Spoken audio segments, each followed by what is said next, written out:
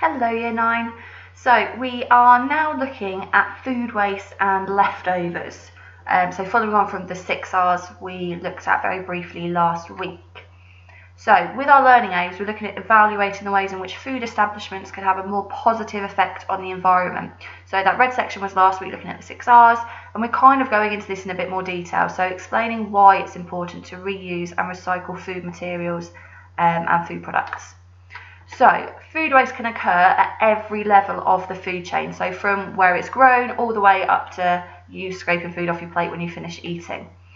There are a couple of short videos here which explain what we can do and what the industry can do to avoid and help reduce food waste. And they're really, really nice and detailed. They go over things in quite a simple way as well. So they are linked on Teams for you to access. So if you pause this video, go and watch them now. So what can we do as individuals?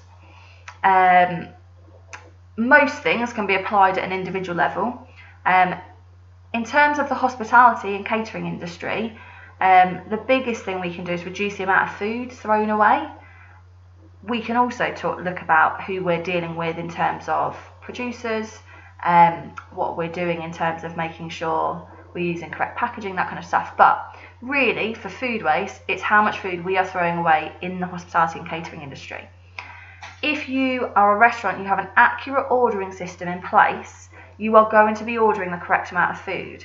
You will have less waste, you will also save money. Making sure you have appropriate portion sizes so that all the food is eaten.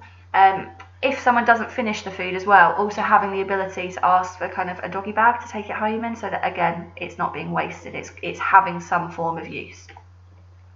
Appropriate waste management, so having a recycling bin, having a food waste bin, all those kind of bits and bobs. And then the big one is leftovers. I am sure everybody will have some form of leftovers in their fridge, whether it is some grated cheese, whether it is some pasta bake, whatever it might be. There's probably something in your fridge that is left over from making something previously, and it's exactly the same in a restaurant. So what can we do with them? Your first task is you're going to use the internet to find your top 6 leftover food hacks. So you can use Google, or you could use social media and use any of those hashtags to find the information out. And then you're just going to list what those hacks are, or you could copy and paste pictures of them. If you are using a computer, that's absolutely fine. You might already have some that you know that you've seen before or that you actually use. If I just show you quickly, if you type into Google leftover hacks, you get some come up straight away. You can obviously click through and find the information out that you need.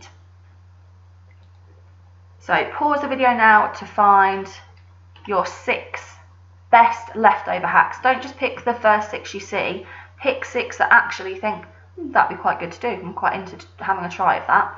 So pause the video now to do that. Fantastic. Hopefully you've got those 6 written down or typed down.